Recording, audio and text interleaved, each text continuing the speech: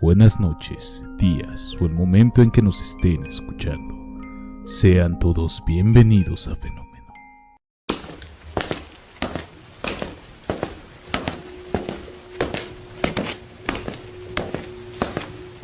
Fenómeno.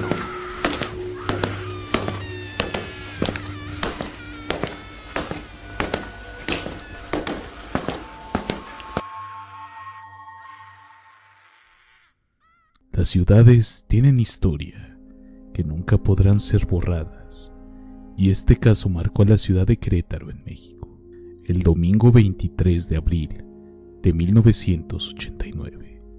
Los queretanos se fueron a la cama como cualquier otro día en la tranquila ciudad de Querétaro, sin imaginar que los hechos que ocurrirían durante la madrugada marcarían la historia del estado de Querétaro para siempre.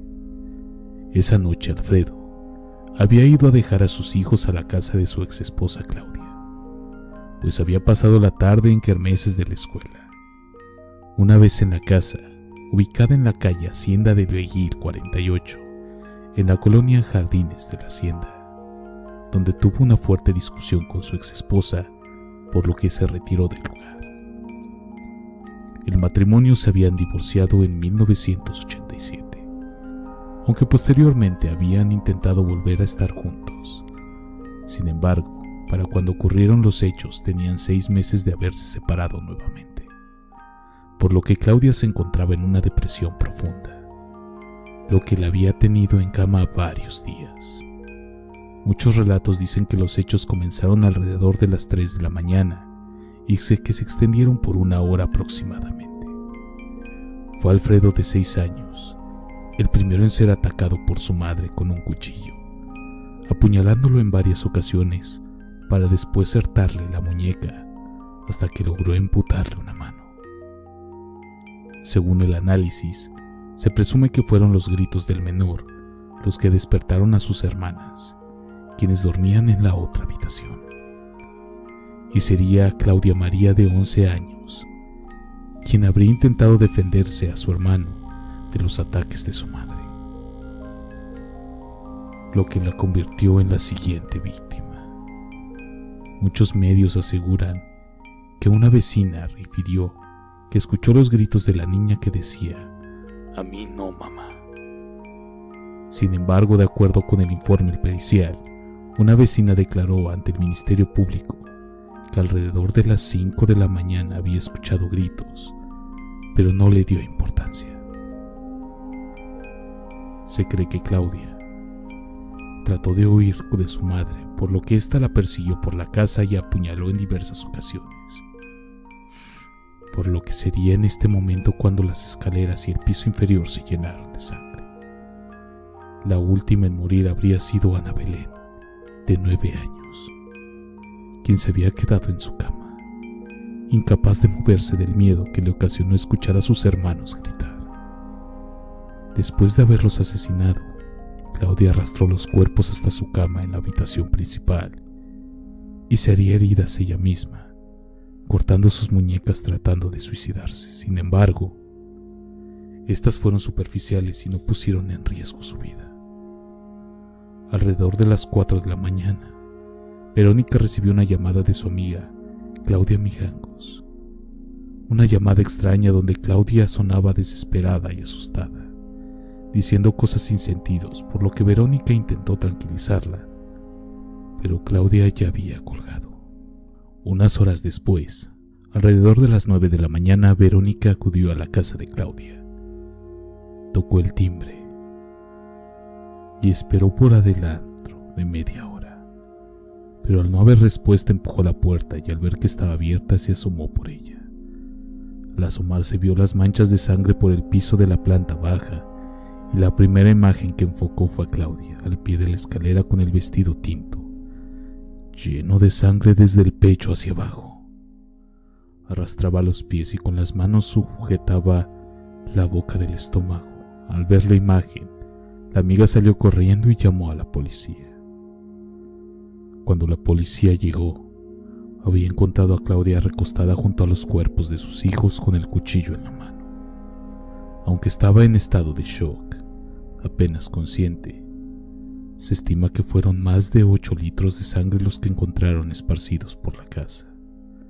En un principio los investigadores creyeron que alguien había ingresado a la vivienda y atacó a la familia. Sin embargo, no había señales de que hubiera intentado forzar la entrada de la casa, además de que el arma homicida estaba en posesión de Claudia.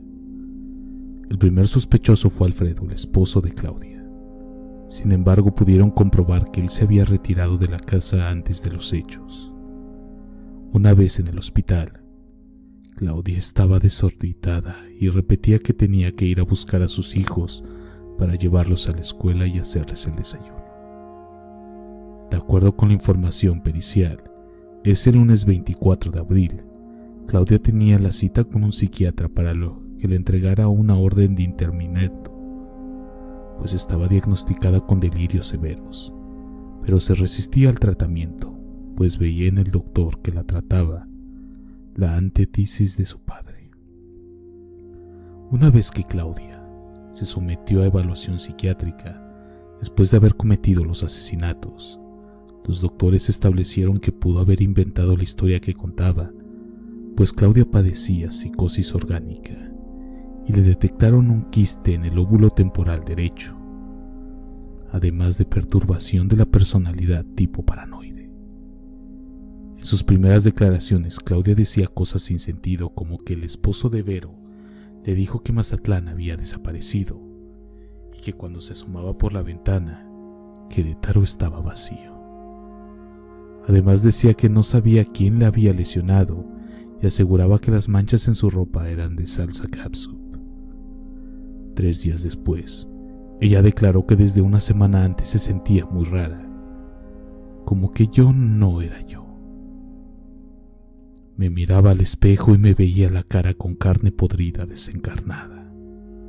Veía por la ventana que Querétaro estaba poblado de puros espíritus, por muertos ambulantes, que mis hijos estaban poseídos, que se iban a hacer monstruos, tenía que acabar con ellos y terminar con todo.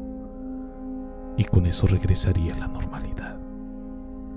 Posteriormente declaró que la voz de un hombre la obligó a cometer el crimen y aseguró que no era yo la que lo hacía, era la voz de ese hombre que me ordenaba hacerlo.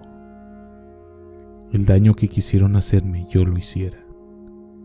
La semana anterior escuché esa voz, a lo mejor fue producto de mi imaginación, declaró después.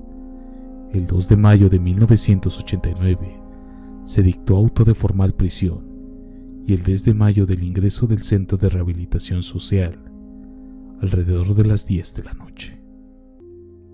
Héctor Parra Rodríguez, quien se desempeñó en su época como secretario de gobierno del estado de Querétaro, recordó cuando sucedieron los hechos, pues la dependencia que encabezaba estaba a cargo del reclusorio, por lo que le tocó conocer a Claudia Mijangos. Tuve la oportunidad de conocer a la señora Claudia Mijangos, de platicar con ella y bueno, de vivir incluso parte de este episodio, dado que yo vivía en ese entonces en la misma colonia, Jardines de la India, comentó.